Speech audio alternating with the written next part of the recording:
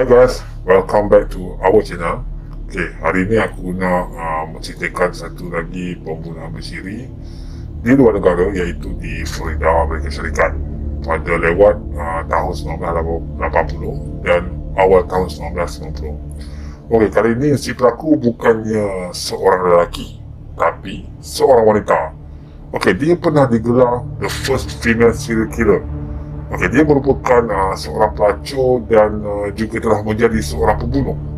Untuk pengetahuan korang guys, dia membunuh seramai 7 orang lelaki secara berasingan, dan dia bukan hanya membunuh saja guys. Tujuan dia membunuh kerana desakan hidup dan mahukan wang demi kemewahan untuk pasangan kekasih dia lah. Tapi guys, pasangan dia tu bukanlah lelaki tapi perempuan guys. Yes, she is a lesbian. Hari tu gay, kali ini lesbian pula. Okay, kalau korang nak tahu siapa pelaku tersebut, stay tuned.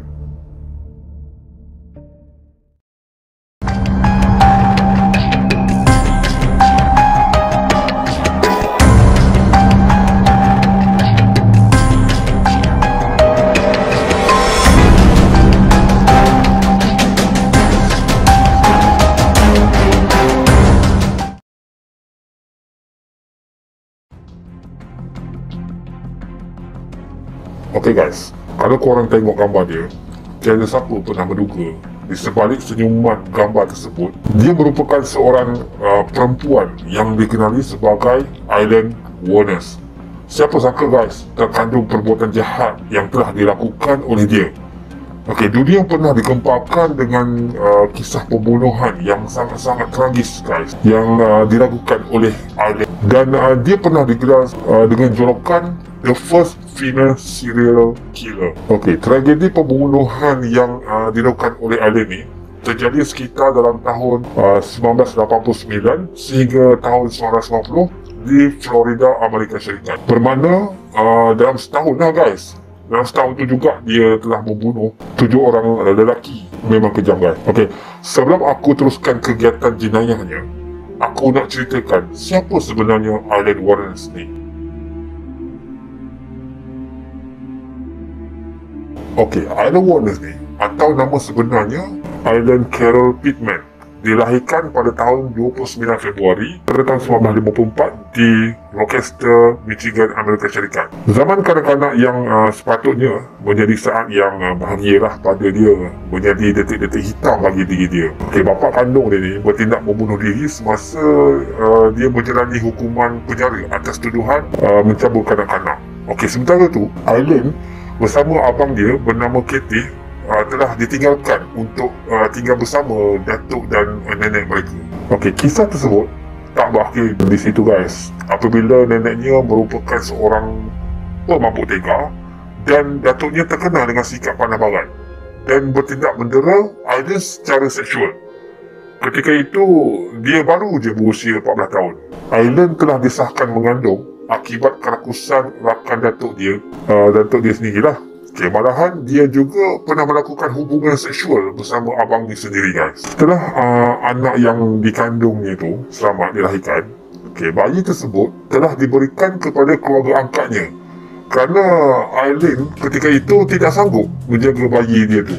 Yelah kan, waktu tu dia baru je berusia 14 tahun, so masih budak-budak lagi. Okay, setelah tu dia telah dihalau oleh datuknya dan terpaksa tinggal di hutan kerana tiada tempat untuk berteduh. Tragis guys, kisah zaman kanak-kanak dia. Okey, aku sambung lagi.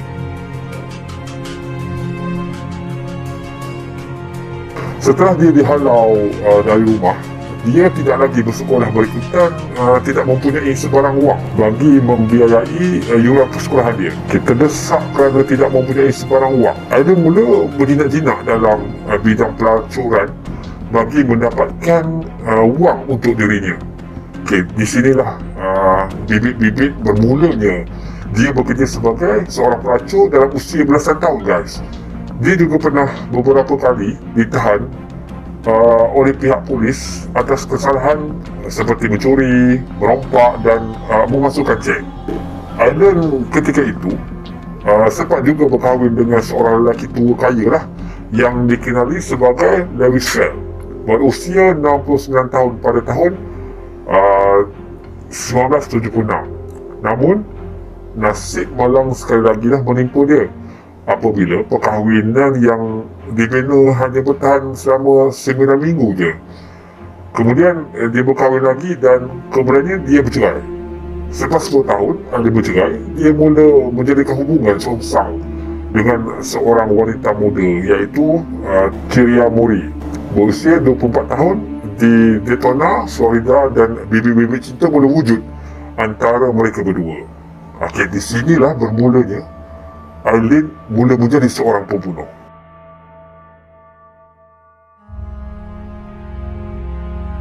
Pada hujung tahun 1989, Mallory merupakan mangsa pertamanya ketika itu.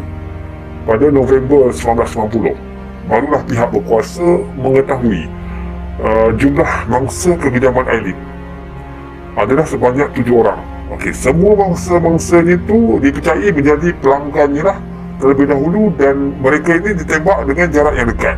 Okey, mangsa-mangsa ini telah dibunuh di sepanjang jalan raya Florida dan mayat-mayat ini akan ditinggalkan di merata-rata tempat. Sebagai contoh, okey, mayat Mallory dijumpai di tempat labukan sampah, manakala mayat-mayat lain dijumpai pada bulan yang berikutnya lah.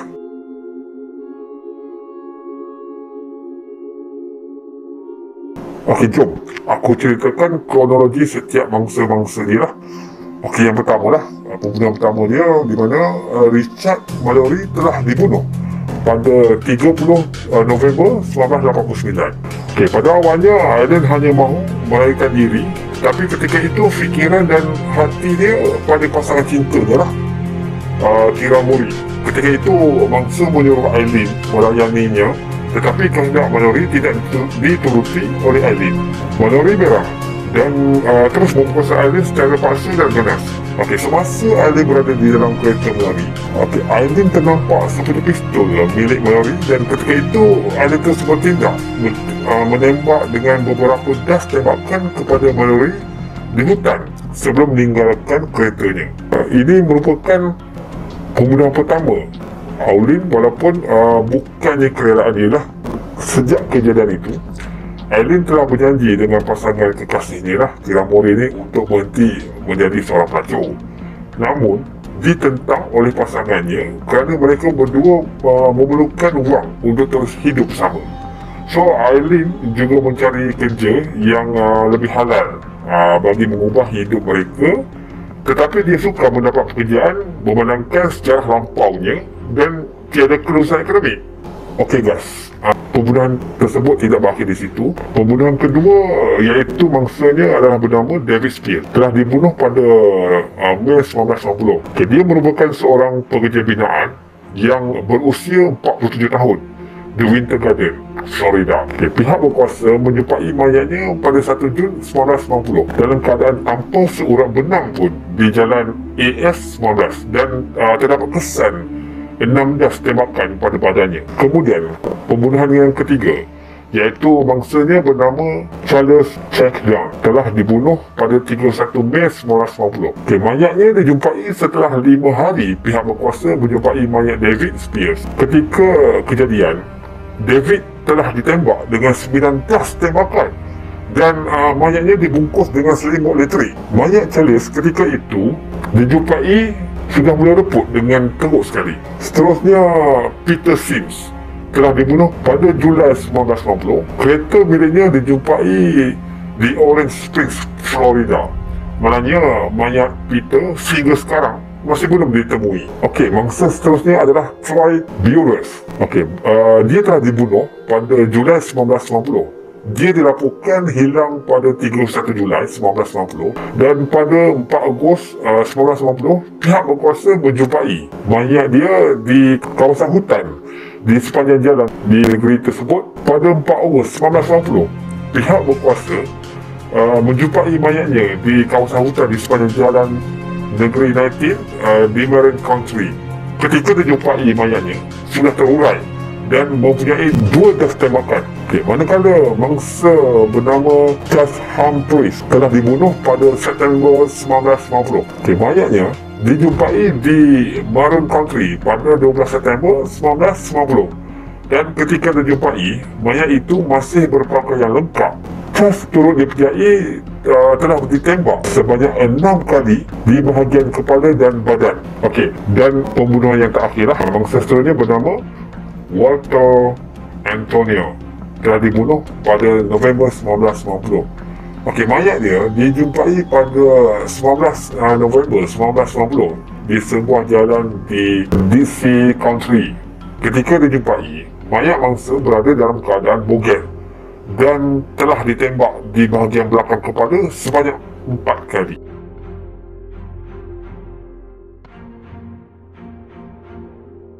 Pihak berkuasa akhirnya dapat mengesan Aileen ni, walaupun dia sering aliases, bermaksud bertukar-tukar watak lah, bagi mengaburi pihak berkuasa.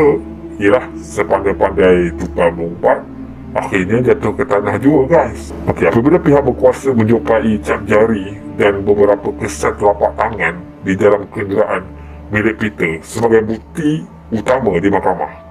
Okey, akhirnya Aileen telah ditangkap pada 1991 di sebuah kedai minuman yang terletak di Port Orange, Florida.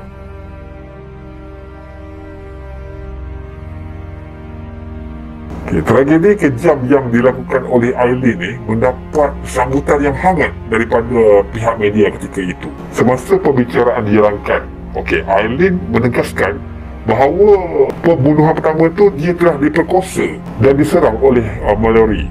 Demi mempertahankan diri ketika itu, dia bertindak untuk membunuh Mallory. Mallory sebelum ini pernah menjalani hukuman penjara selama 1 dekad atas kesalahan melakukan serangan seksual. Semasa pembicaraan di mahkamah, Aileen memberi keterangan semua pembunuhan yang dilakukan olehnya adalah untuk mempertahankan dirinya sendiri. Pada 27 Januari 1992, pihak mahkamah mendapati Aileen bersalah atas pembunuhan yang melibatkan Mallory dan telah dijatuhkan hukuman mati.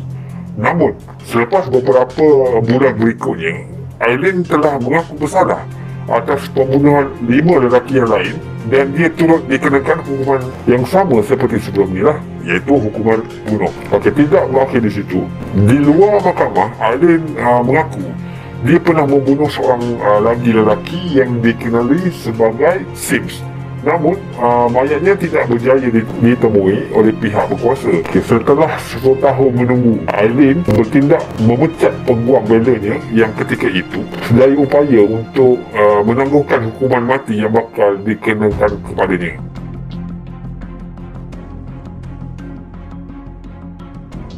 Akhirnya Aileen menemui ajalnya apabila telah disuntik dengan suntikan maut pada 19 Oktober 2002. Kira-kira 19 tahun yang lepas lah. Sebelum disuntik, dia sempat menolak makanan terakhirnya dan meminta untuk digantikan dengan kopi. Mayatnya telah disemadikan di sebuah pokok di kampung halamannya.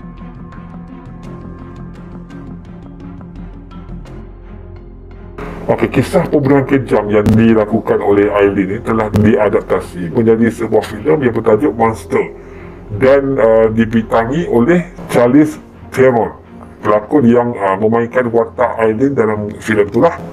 Beliau memenangi Oscar untuk pelakon terbaik. Dia dan peguamnya, ini Aileen lah, dan peguamnya lah menjual hak filem sepanjang hidupnya sebelum perbicaraan berakhir. Filem tersebut ditayangkan pada tahun 2002 kepada orang awam.